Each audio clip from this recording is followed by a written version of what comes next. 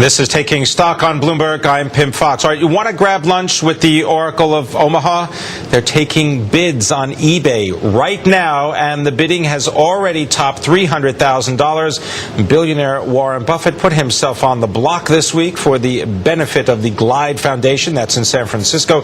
They help poor and homeless people. The winner and 7 others will get Buffett's undivided attention for 2 hours or more at the Smith & Wollensky Steakhouse in New York. Last year, a bidder paid almost $1.7 million for the privilege of having lunch with the Oracle of Omaha. Now, our next guest isn't bidding on the Buffett lunch. Maybe. Well, let's find out. Maybe he is. But he does share the Oracle's value approach to investing. Berkshire Hathaway is one of his largest holdings right now, and we welcome Paul Lountzis, founder of Lountzis Asset Management. Paul, good to have you with us on Bloomberg. You're not bidding on the lunch? I'm not. It's not a value investor's dream to sit down with Warren Buffett? It's a great opportunity to sit down with Warren Buffett. It's just too expensive. Too expensive, Art, like a true value investor. So what do you like about the shares of Berkshire Hathaway right now? Berkshire is really a sound and stable ship in the stormy market that we're dealing with. It's a diversified conglomerate that Mr. Buffett has positioned beautifully with an enormous investment portfolio. I think they had cash and invested assets of $146 billion at year end. In addition, it's got several insurance businesses that comprise 27% of revenue, but almost 50% of pre-tax profit. And they also have several other businesses in the other segments, utilities and energy, financial and other.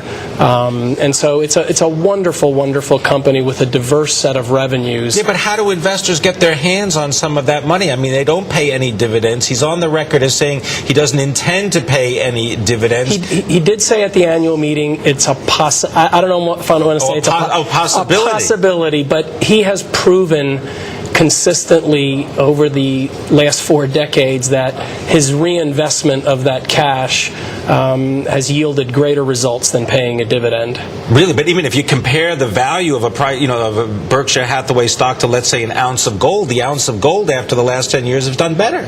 Yeah, but gold from 1978 when it peaked at $800 did almost nothing for 30-some years. Berkshire is a much better investment, and while the growth rate will not be what it was, and he's already said that, I think long-term Berkshire still is an attractive security.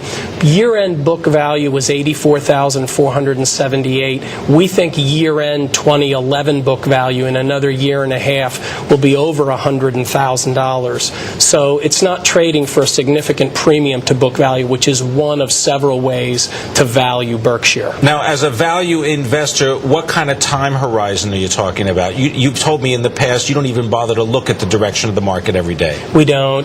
We look out a minimum of 3, 4, and 5 years. And we think long-term he's built an incredible organization that can weather financial and other storms. And ironically, the more difficult the markets are, the better prepared Berkshire is to exploit those opportunities. You mean buying things like Burlington Northern Santa Fe Railroad? Correct. And many years ago in the 80s, a lot of the value of Berkshire was the public securities.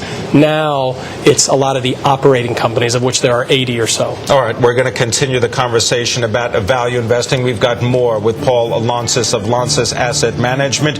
We're going to find out, is there value in the oil patch? We'll take a look at Occidental Petroleum, as well as what's happening at Exxon Mobil. Should you buy the shares? We'll find out.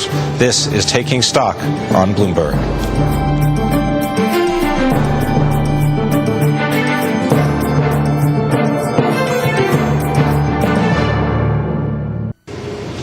This is Taking Stock on Bloomberg. I'm Pimm Fox. We're speaking about value investing with an expert. We've got Paul Lountzis. He is the founder of Lountzis Asset Management. And I know, Paul, you've learned from a lot of the, I would say, legends in the value investing business. You've been following also what Warren Buffett does.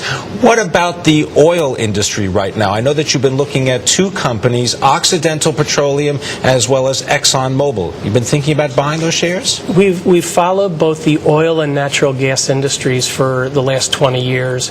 And one of the challenges in both of those areas is the price or the value of the stock or the business is tied inextricably to the price of the commodity. And we simply have no idea where that commodity price will be. Natural gas experienced very large increases in 2000, 2001, 2004 or 5 with Katrina, and more recently in 08, 09, going from $2 or $3 or $4 to 13 and then back down. Oil, we prefer oil to natural gas, and again, it's tied to the price of the commodity. However, Exxon and Occidental both have among the highest returns on capital. They have very solid reserves, and by the way they operate, there are preference if we would enter that space. We've never bought an oil and gas company. You've never bought an oil and gas company? No. But prices are becoming very interesting. Dividend yields. Occidental, for example, has $3 billion in proven reserves. They have excellent fields they've found in California, both conventional and unconventional. They have a very clean balance sheet, as does Exxon. And again, it's in the numbers. They both do a great job on finding and developing oil. So those are two companies we're clearly looking at in the oil and gas space. Now, if you get ExxonMobil, though, you're going to be getting some natural gas because of their purchase of XTO. Correct. And that's true, but they're still enormously large on the oil side. And they're making a bet that natural gas at the current prices is undervalued. And you can look at various ratios of oil to gas, and clearly from that perspective, gas is undervalued. But we simply don't have an idea of how to value it. But if you use a normalized value well below highs for both oil and natural gas, you can still get valuations for both Exxon and Occidental meaningfully higher from where they are today. Now, value investors always talk about this margin of safety, right? You don't like to buy anything that's worth $1 and pay $1. You like to only pay 50 cents. What kind of discount? I mean, what do you look at in order to make a determination of when to buy? You look at the proven, first of all, you look at the finding and development costs. You start with the balance sheet, make sure that's clean. Both of them have outstanding balance sheets. Then you look at their finding and development costs. Then you look at how they've spent money over the years, both to find oil, acquisitions that they've made, and how they spend their money. And both of them have outstanding records in doing that. And if you look at the numbers, the returns on capital and the capital employed are higher for both of them than virtually any other large companies in the business. And they're large. I mean, Exxon's got a $280 billion market cap. Occidental's $64 billion or so. But they're trading at very reasonable multiples of earnings. The oil price is not 140 or 150, it's half that. So they're both very reasonable. They have dividend yields. They're both very reasonable at current prices. When you go into a stock, do you buy a big position? In other words, you don't buy hundreds of stocks for the portfolio. You go in and you take meaningful positions in each. We try to diversify across industries, but we try what we call it prudent concentration.